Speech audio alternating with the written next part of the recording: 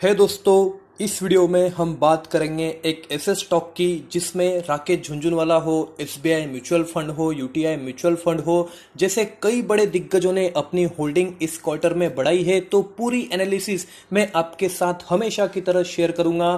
तो जो भी लोग चैनल पे नए हैं, चैनल को सब्सक्राइब करना बिल्कुल ना भूलें, ताकि आने वाले दिनों में जो भी लेटेस्ट अपडेट आती है स्टॉक मार्केट रिलेटेड, वो अब तक आसानी से पहुंच सके।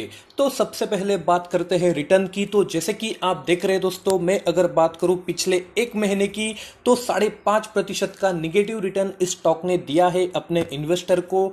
वही अगर बात करूं पिछले 3 महीनों की, तो 10.5% के करीब इसने निगेटिव रिटर्न दिया है अपने इन्वेस्टर को। और पिछले 6 महीने की अगर मैं बात करूं, तो 15% के करीब इसने नेगेटिव रिटर्न दिया है अपने इन्वेस्टर को।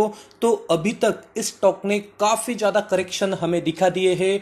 एक तरफ मार्केट काफी ऊंचाई पर हमें दिखाई दे रहा है, और इस स्टॉक की अगर मैं बात करूं, जो काफी डाउन साइड हमें दिखा रहा है और अच्छा खासा करेक्ट हो चुका है। और इसी की बदौलत इतने बड़े बड़े दिग्गजों ने इस स्टॉक में निवेश किया है। देखिए, स्टॉक की बात करने से पहले मैं बात करता हूं उन बड़े दिग्गजों की जिन्होंने इसमें निवेश किया है। तो जैसे कि आप देख रहे हैं दोस्तों, झुनझुनवाला जी की अगर मैं बात करूं, तो पिछले क्वार्टर में इन्होंने अपनी होल्डिंग यहां पर बढ़ा दी है इस स्टॉक में, और लगभग 5% की होल्डिंग इन्होंने कर दी है। वही अगर मैं बात करूं यूटीआई म्यूचुअल फंड और एसबीआई म्यूचुअल फंड की, तो देखिए इन्होंने भी अपनी होल्डिंग लगभग 5% तक बढ़ा दी है। वही अगर बात करूं यूटीआई म्यूचुअल फंड की, तो 2% की होल्डिंग हमें दिखाई देती है। आपको बता दूं तो इस पर्टिकुलर स्टॉक में हमें बड़े बड़े निवेशक दिखाई देते हैं। अगर मैं फॉरेन इन्वेस्टर की बात करूं, तो जेपी मॉर्गन हो, अबू धाबी जैसे कई बड़े इन्वेस्टर। वही अगर मैं बात करूं डीआईएस की, मतलब घरेलू इन्वेस्टर की, तो कई ज्यादा म्यूचुअल फंड हमें इस स्टॉक में दिखाई देते हैं, जैसे आईसीआईसीआई हो, एचडीएफसी हो, आदित्य बिरला हो।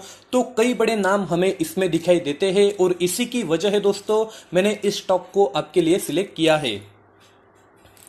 तो बात करते हैं कुछ फंडामेंटल्स की। तो जैसे कि आप देख रहे हैं दोस्तों, एक मिड कैप कंपनी ये हमें दिखाई देती है, जिसका मार्केट कैप लगभग 7,500 करोड़ का हमें दिखाई दे रहा है। अर्निंग पर शेयर की बात करूं, जो काफी शानदार है, लगभग 42 रुपीज के करीब।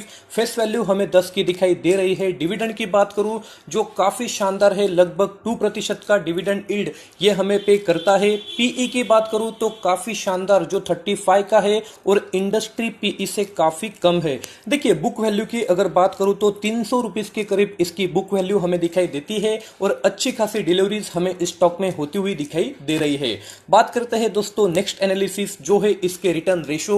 तो जैसे कि आप देख रहे हैं दोस्तों, पिछले साल के कंपेयर में अगर मैं बात करूं 2019 की, तो एज कंपेयर टू 2019 हमें 2020 में अच्छे खासे इनके जो रिटर्न रेशो है वो इंप्रूव होते हुए दिखाई दे रहे हैं। जैसे कि आप देख रहे हैं दोस्तों, मैं अगर बात करूं रिटर्न ऑन इक्विटी की, तो 18% का हमें दिखाई दे रहा है। वही अगर मैं बात करूं रिटर्न ऑन कैपिटल एम्प्लॉयड की, तो 15% का हमें दिखाई दे रहा है। देखिए, डेट टू इक्विटी रेशियो की बात करूं, तो कोई तरह का डेट इस कंपनी पे नहीं है, तो एक डेट फ्री कंपनी में इसे बोल सकता हूं। बात करता हूं कुछ फाइनेंशियल रेशियोज की। तो जैसे कि आप देख रहे हैं दोस्तों, कंपनी का ईपीएस दिन ब दिन बढ़ता हुआ हमें दिखाई दे रहा है। बुक वैल्यू की बात करूं, तो ये भी हमें अच्छी खासी इंप्रूव होती हुई दिखाई दे रही है। कंपनी ने अच्छा खासा डिविडेंड अपने इन्वेस्टर को दिया है। देखिए, बात करते हैं इसके रिजल्ट की। तो जैसे कि आप देख रहे हैं दोस्तों, पिछले 1-2-3 साल की अगर मैं बात करूं, तो कंपनी का नेट प्रॉफिट हमें कंसिस्टेंट बढ़ता हुआ दिखाई दे रहा है। वही अगर मैं बात करूं अर्निंग पर शेयर की, तो हमें कंसिस्टेंट इसमें बढ़ोतरी दिखाई दे रही है। तो कंपनी काफी अच्छा परफॉर्म करती हुई हमें दिखाई दे रही है। बढ़ते हैं नेक्स्ट एनालिसिस की और, जो है शेयर होल्डिंग पैटर्न। देखिए, प्रमोटर की कोई हिस्सेदारी हमें इसमें दिखाई नहीं देती है दोस्तों, आईटीसी की तरह। और प्लेज की अगर मैं बात करूं, तो कोई तरह का प्लेज कंपनी पे नहीं है, मतलब गिरवी रखे हुए शेयर 0% हमें दिखाई देते हैं। फॉरेन इन्वेस्टर की बात करूं, तो काफी एक वेल फेमस और एक अच्छा स्टॉक हम इसे मान के चलते हैं। उनकी इन्वेस्टिंग हमें लगभग 36% के करीब दिखाई देती है। बात करते हैं DIIs मतलब घरेलू इन्वेस्टर की, तो 45% की हिस्सेदारी इनकी हमें दिखाई देती है और म्यूचुअल फंड ने भी देखो अपनी होल्डिंग इस क्वार्टर में और इस ईयर में बढ़ाई है, तो ये भी एक अच्छा संकेत में मान के चलता हूं।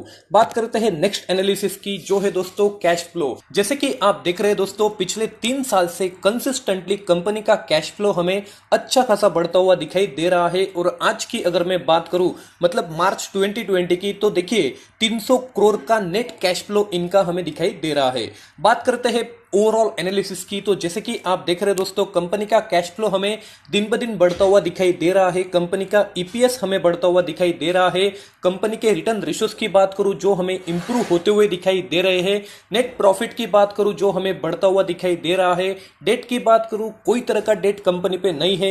वही अगर मैं बात करूं कंपनी के CAGR रिटर्न की, तो पिछले 5 साल में कंपनी ने 20% से ज्यादा का CAGR रिटर्न अपने इन्वेस्टर को दिया है। तो काफी शानदार पैरामीटर मैं कंपनी के मान के चलता हूं और इसी की बड़ी वजह है दोस्तों, इतने बड़े बड़े इन्वेस्टर ने इस स्टॉक में इन्वेस्ट किया है। तो बात करते हैं स्टॉक की, और कंपनी का नाम क्या है, तो MCX इंडिया। जी हाँ, multi commodity exchange of India. देखिए 1494 की प्राइस हमें आज दिखाई दे रही है। बात करते हैं इसके 52 वीक लो की, तो 950 के करीब हमें दिखाई दे रहा है।